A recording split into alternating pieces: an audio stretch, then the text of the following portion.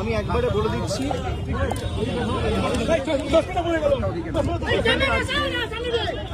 ভাই আসতে লেগে যাবে।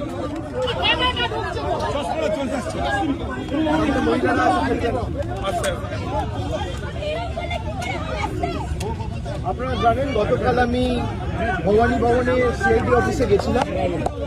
সেখানে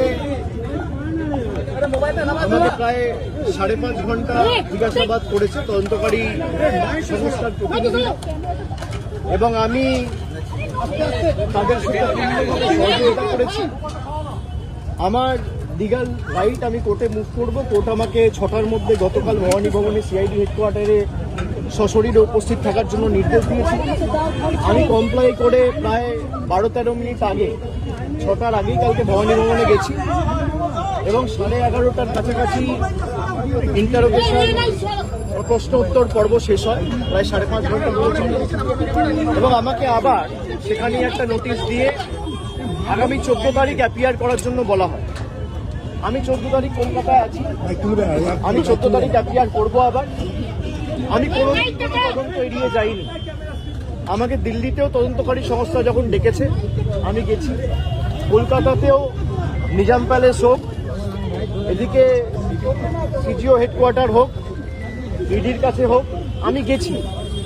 আমি সবসময় তদন্তে সহযোগিতা করেছি, এবং আমার সামর্থ্য অনুযায়ী যতটুকু কেন্দ্রীয় তদন্তকারী সংস্থা বা এই মুহূর্তে দাঁড়িয়ে রাজ্যের গোয়েন্দা সংস্থা সিআইডির সাথে যেটুকু সহযোগিতা করা উচিত আমি নিশ্চিতভাবে করছি। আজকে আমাদের দলনেত্রীর বাড়িতে কিছু বৈঠক ছিলেন পূর্ব নির্ধারিত, সেখানে একাধিক বিধায়ক থেকে সাংসদ ছিলেন, এবং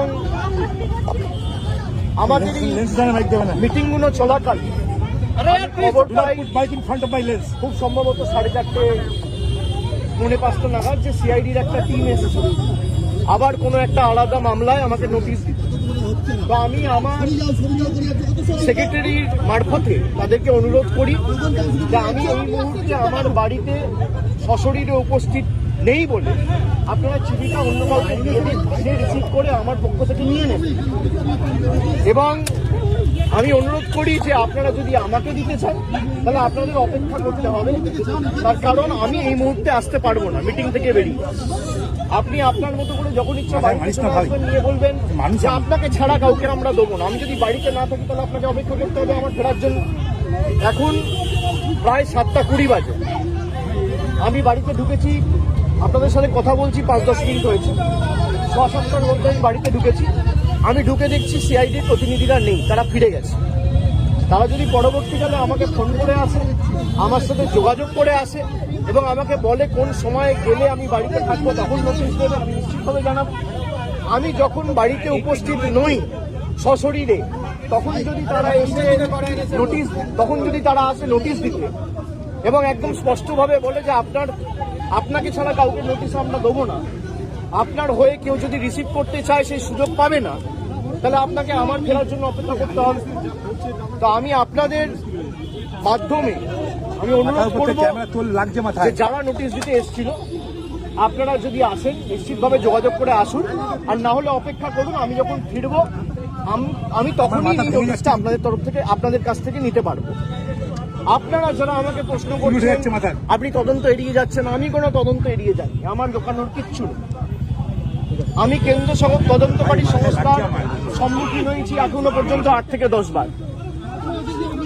যারা এতদিন ধরে তদন্ত চালাচ্ছে আমাকে যখনই ডেকেছে আমি গেছি। আমাকে সিআইডি সামান দিয়েছিল, প্রথম সামান 30 তারিখ। 30 তারিখ বিকেলে আমার উপর আক্রমণ হয়, আপনারা দেখেছেন। 48 ঘন্টা আমি বাড়ি থেকে বেরোতে পারিনি। আমি সময় চেয়েছিলাম, আমাকে 8 তারিখ ডাকা হয়েছে। 8 তারিখ আমি ছিলাম না। আমি 6 তারিখ দিল্লির উদ্দেশ্যে রওনা দিয়েছিলাম, ইন্ডিয়া জোটের মিটিং ছিল। 8 তারিখ তারা জানে যখন আমি দিল্লিতে, তখন 8 তারিখ বিকেলে নোটিশ দিয়ে বলা হচ্ছে 9 তারিখে আসুন। 9 তারিখেও আমার বৈঠক ছিল।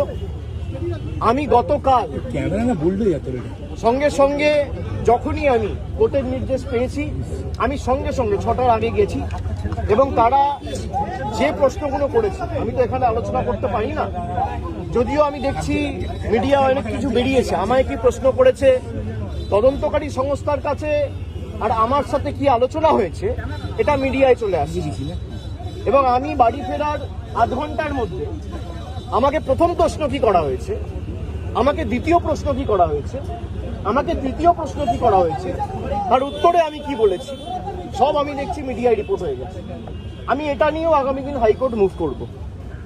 আমি যখন তদন্তে কি আলোচনা হয়েছে কারোর সাথে আলোচনা করছি না, তার মানে আমি ধরে নিতে পারি তদন্তকারী সংস্থার কাছ থেকেই মিডিয়ায় এই খবরগুলো লিক হচ্ছে।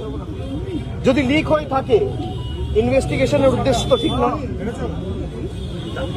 সুতরাং আমি বারবার তদন্তকারী সংস্থা যেখানে আমাকে ডেকেছে আমি গেছি। আমি যদি কলকাতায় উপস্থিত না থাকি আমি তো যেতে পারি না।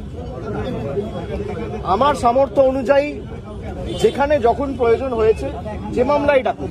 আর এখন সরকার পাল্টেছে, এরা বিভিন্নভাবে মামলায় আমাকে ট্যাগ করবে।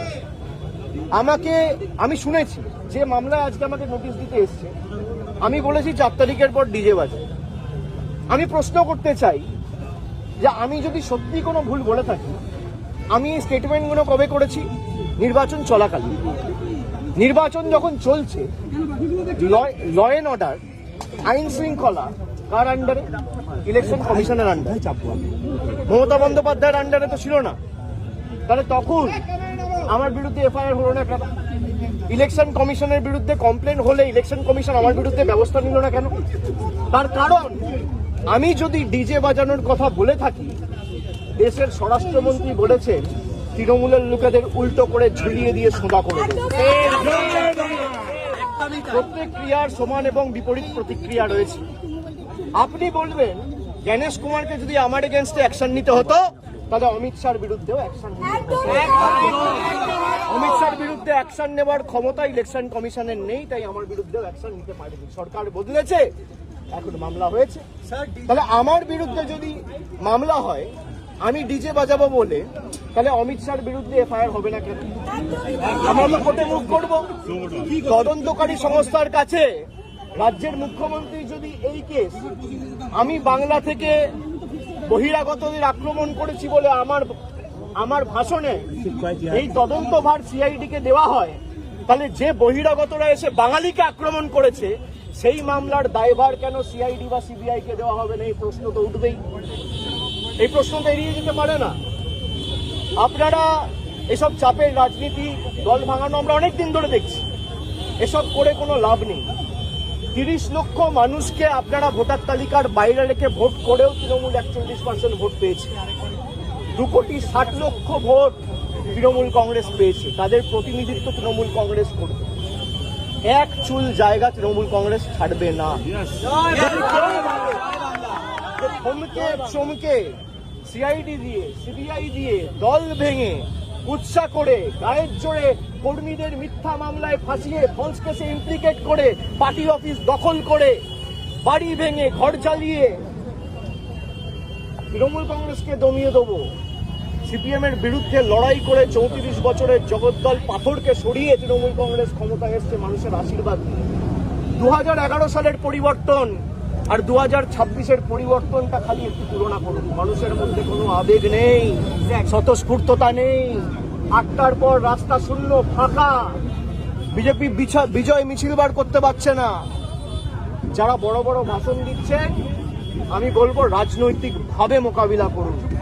মানুষ যদি আপনাদের জিতিয়ে থাকে, মানুষের জন্য কাজ করুন। মানুষ বুলডোজারের জন্য ভোট দেয়নি, মানুষ কর্মসংস্থানের জন্য ভোট দিয়েছে, শান্তি শৃঙ্খলা সম্প্রীতির জন্য ভোট দিয়েছে।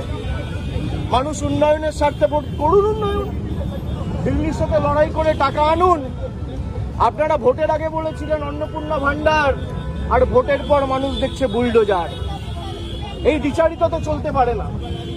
আমি মিডিয়ার বন্ধুদের বলবো, কোনো স্পেকুলেশন, কোনো আলোচনা না করে যদি কেউ ভুল তথ্য পরিবেশন করেন, আমরা কিন্তু বাধ্য হব হাইকোর্ট, সুপ্রিম কোর্ট অবধি যেতে পৌঁছাতে।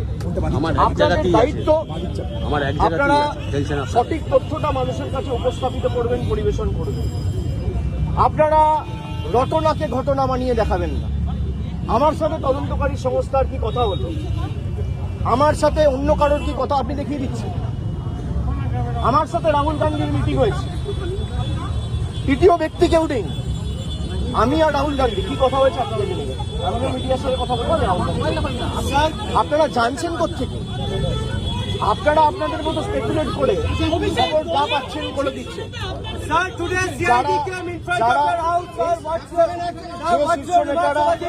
যে শীর্ষ নেতারা আমার বিরুদ্ধে কথা বলছে, দলে আলোচনা করার জায়গা রয়েছে। এবং আপনি স্পেসিফিক্যালি বলতে পারেন কল্যাণ বন্দ্যোপাধ্যায় বলেছে। কল্যাণ বন্দ্যোপাধ্যায়ের অধিকার রয়েছে আমাকে নিয়ে কথা বলার। কল্যাণ বন্দ্যোপাধ্যায়ের অধিকার রয়েছে আমাকে নিয়ে 4টে কটু কথা বলার। কল্যাণ বন্দ্যোপাধ্যায় আমাকে ছোট থেকে মানুষ করেছে, আমি বড় হতে দেখেছি। আমি এই কথাগুলো নিয়ে খারাপভাবে নিই না। ওনার একটা ঘটনা হয়তো খারাপ লাগতে পারে, উনি বলেছেন, কিন্তু আমি আমার কোনো ব্যক্তিগত ক্রোধ বা আমার কোনো ব্যক্তিগত ক্ষোভ কল্যাণ বন্দ্যোপাধ্যায়ের বিরুদ্ধে নেই। আমি তাকে আগেও সম্মান করতাম, আগামী দিনেও। Thank you.